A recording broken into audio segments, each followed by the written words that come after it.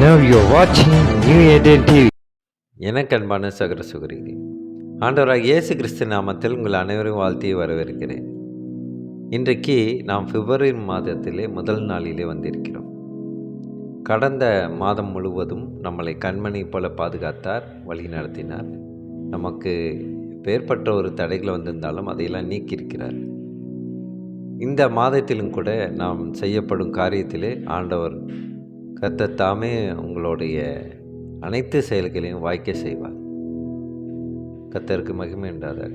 இன்றைக்கு நாம் இந்த பிப்ரவரி மாதத்திலே ஆண்டவர் நமக்கு ஒரு வாக்குறுதியை தருகிறார்.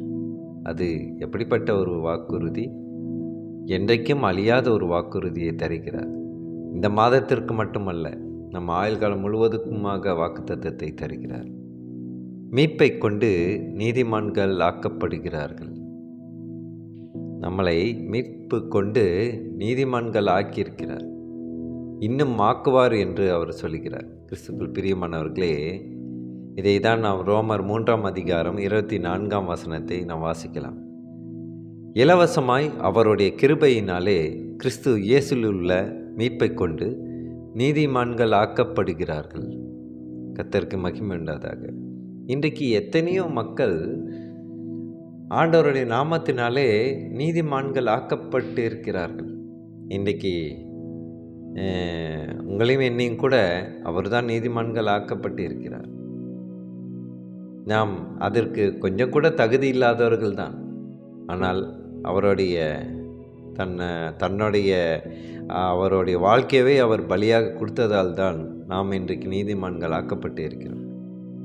நாம் செய்த நன்மைகளாலே நீதிமான்கள் ஆகலை, ஆனால் அவர் செய்த தியாகத்தினாலே நாம் நீதிமான்கள் ஆகியிருக்கிறோம். கிறிஸ்துக்குள் பிரியமானவர்களே, இதை தான் ஆண்டவர் இன்றைக்கு நினைவூட்டுகிறார். நான் உங்களை நீதிமான்கள் ஆக்கியிருக்கிறேன். நீங்கள் கலங்க வேண்டாம், மனதிலே மனக்குழப்பம் வேண்டாம். எல்லாத்திற்கும் ஒரு தெளிவான பதில் அது எங்கிருந்து வரும் என்றால் ஆண்டவரிடமே தவிர இந்த உலகத்தில் வேறு எங்கிருந்தும் பதில் வந்துவிடாது. ஆண்டவர் நம்மை மன்னிக்கும்போது நம்மை முழுவதுமாக மன்னிக்கிறார், நிரந்தரமாக மன்னிக்கிறார். அதனால் நம்முடைய பரலோக பிதாவினுடைய ஐக்கியத்திலே நாம் இருக்கிறோம். நம்மால் ஒரு நல்ல பந்தத்தை அவரோடு நாம் வைத்து இருக்கிறோம். ஆண்டவரிடமிருந்து மன்னிப்பை பெறுவதற்கு மனிதர்களுக்கு தகுதியோ உரிமையோ இல்லை. இருந்தாலும் ஆண்டவர் அவருடைய அன்பாலும் அளவற்ற கருணையாலும் நம்மை மன்னிக்கிறார். அது அவரிடமிருந்து கிடைக்கிற ஒரு அன்பளிப்பு தானே. இன்றைக்கு இந்த வாக்குத்தத்தத்தின் செய்தியானது நமக்கு ஒரு இலவச அன்பளிப்பு கிடைத்திருக்கிறது. அந்த அன்பளிப்பை நாம் பத்திரமாக வைப்பது மட்டுமல்ல, அந்த அன்பளிப்பை நாம் அந்த அடையாளத்தை ஒரு நாளும் நாம் மறந்துவிடக்கூடாது. கிறிஸ்துக்குள் பிரியமானவர்களே, ஆண்டவர் மனதார மன்னிப்பதால் நாம் ஒவ்வொருவரும் அவருக்கு எவ்வளவு நன்றியோடு இருக்க வேண்டும் என்று இந்த நாளிலே நாம் சிந்திக்க வேண்டும். இதை குறித்து கூட சங்கீதம் 134ஆம் வசனத்திலே 130ஆம் அதிகாரத்திலே 4ஆம் வசனத்திலேயும் ரோமர் 4ஆம் அதிகாரத்திலே 8ஆம் வசனத்தை நீங்கள் வாசித்தால் உங்களால் புரிந்து கொள்ள முடியும். ஆனால் ஆண்டவர் நம்மை மன்னிக்க வேண்டுமென்றால் நாம் ஒரு விஷயத்தை செய்ய வேண்டும். அது எப்பேற்பட்ட ஒரு விஷயம்? அதை பற்றி இயேசு சொன்னார். மற்றவர்களுடைய குற்றங்களை நீங்கள் மன்னிக்காவிட்டால் உங்கள் தகப்பனும் உங்கள் குற்றங்களை மன்னிக்க மாட்டார். இதை தான் நம் மத்தேயு 6ஆம் அதிகாரம் 14-15 வசனங்கள் சொல்கிறது. மனுஷருடைய தப்பிதங்களை நீங்கள் அவர்களுக்கு மன்னித்தால் உங்கள் பரமபிதா உங்களுக்கும் மன்னிப்பார். மனுஷருடைய தப்பிதங்களை நீங்கள் அவர்களுக்கு மன்னியாயிருந்தால் உங்கள் பிதா உங்கள் தப்பிதங்களையும் மன்னியாதிருப்பார். கர்த்தருக்கு மகிமை உண்டாதாக. இன்றைக்கு எப்பேற்பட்ட ஒரு ஆலோசனை தருகிறார் பாருங்கள். நம்ம மற்றவர்களை குற்றம் சுமத்துகிறோம், மற்றவர்களை நியாயம் தீர்க்கிறோம்.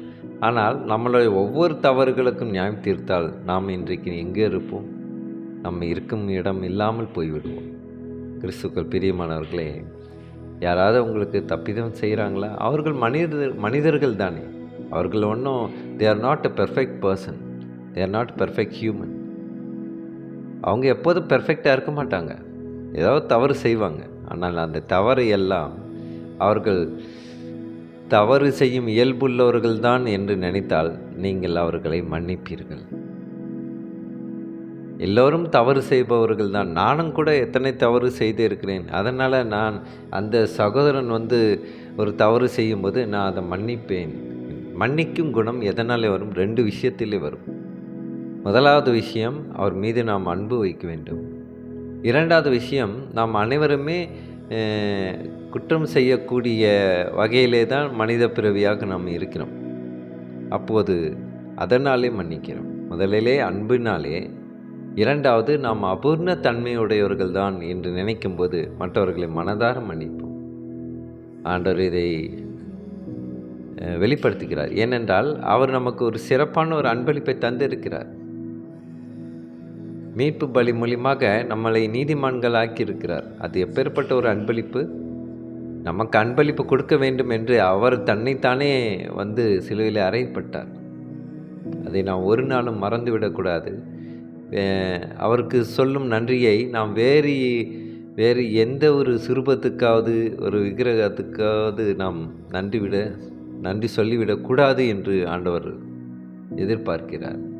இன்றைக்கு எத்தனையோ காரியங்களுக்காக ஆண்டவரை விட்டு எங்கேயோ போய் நன்றி சொல்கிறார்கள். அது ஆண்டவரை மிகவும் வேதனைப்படுத்தும் ஒரு விஷயமாக இருக்கிறது. இயேசுக்குள் பிரியமானவர்களே, உங்களில் கூட யாராவது அப்படி ஒரு தவறை செய்திருந்தால் கூட அவர்களுக்காக ஜெபம் செய்யுங்கள். அவர்கள் மனம் மாற வேண்டும். கடவுளிடமிருந்து நாம் மீட்பை பெற்று இருக்கிறோம். அவரிடம்தான் நமக்கு பதிலும் உண்டு. அவருக்காக தான் நாம் நன்றி செலுத்த வேண்டும். எப்பேற்பட்ட மனிதர்கள் நமக்கு உதவி செய்தாலும் அவர்களுக்கு நன்றி சொல்லும் தான். அதே சமயம் நம் ஆண்டவருக்கு நன்றி செலுத்த வேண்டும். ஏனென்றால் ஆண்டவர் தான் ஒரு மனிதரின் சாயலிலே ரூபத்திலே நமக்கு உதவியை அனுப்புகிறார். கிறிஸ்துவுக்கு பிரியமானவர்களே, இந்த வாக்குத்தத்தம் மூலமாக ஆண்டவர் நம்மளை நீதிமான்கள் ஆக்கியிருக்கிறதுனாலே நாம் மற்றவர்களை மன்னிக்க மனமுள்ளவர்களாக வேண்டும் என்று எதிர்பார்க்கிறார். இப்படிப்பட்ட ஒரு அன்பளிப்பை பெறுவதற்காக, இப்படிப்பட்ட ஒரு மன்னிப்பு குணத்தை வளர்த்து கொள்வதற்காக நாம் ஜெபிப்போமா? ஸ்தோத்திரம் கர்த்தாவே, துதிக்கிறோம் எங்கள் அன்பு நேசரே. அப்பா, இந்த ரோமர் 3ஆம் அதிகாரம் 24ஆம் வசனத்தில் சொல்லப்பட்டது போல அப்பா, நாங்கள் நீதிமான்கள் ஆக்கியிருக்கிறீர் ஆண்டவரே. எங்களுடைய சுய நன்மையினாலே இல்லை ஆண்டவரே, உமது மீட்பு பலியினாலே எங்களை நீதிமான்கள் ஆக்கியிருக்கிறீர் ஆண்டவரே. நன்றி அப்பா, ஸ்தோத்திரம் கர்த்தாவே, துதிக்கிறோம் அப்பா. உம்முடைய சித்தம் வெளிப்படுவதை நாங்கள் மனதார உணர்ந்து அதை எங்கள் வாழ்க்கையில் செயல்படுத்த தேவ கிருபை செய்யும் ஆண்டவரே. இந்த பிப்ரவரி மாதத்திலே அநேக சகோதர சகோதரிகள் வீட்டிலே ஒரு சமாதானம் நிலவ தேவ கிருபை செய்யும் ஆண்டவரே. அப்பா, உம்முடைய ஜீவனல் வார்த்தையிலே அதிக கவனம் செலுத்தி தன்னுடைய வாழ்க்கையிலே செயல்படுத்தும் ஒரு விசுவாசிகளாக, செயல்படுத்தும் ஒரு சகோதர சகோதரிகளாக மாற தேவ கிருபை செய்யும் ஆண்டவரே. அப்பா, அநேக சபைக்காக நான் ஜெபிக்கின்ற கர்த்தாவே, அநேக ஊழியர்களுக்காக நான் ஜெபிக்கின்ற கர்த்தாவே, அவர்களுடைய தேவைகளை எல்லாம் நீ சந்திக்க வையும் ஆண்டவரே. ஆண்டவரே, உம்முடைய சித்தத்தின்படி அவர்கள் நடந்து கொள்ள தேவ கிருபை செய்யும் ஆண்டவரே. அவர்களுக்கும் நீ நல்ல ஞானத்தை தந்து அப்பா, மக்களுக்கு நல்ல ஒரு போதனையை தர தேவ கிருபை செய்யும் ஆண்டவரே. ஸ்தோத்திரம் கர்த்தாவே, துதிக்கிறோம். இயேசு மூலமாக ஜெபிக்கின்றோம் நல்ல பிதாவே. ஆமீன், ஆமீன்.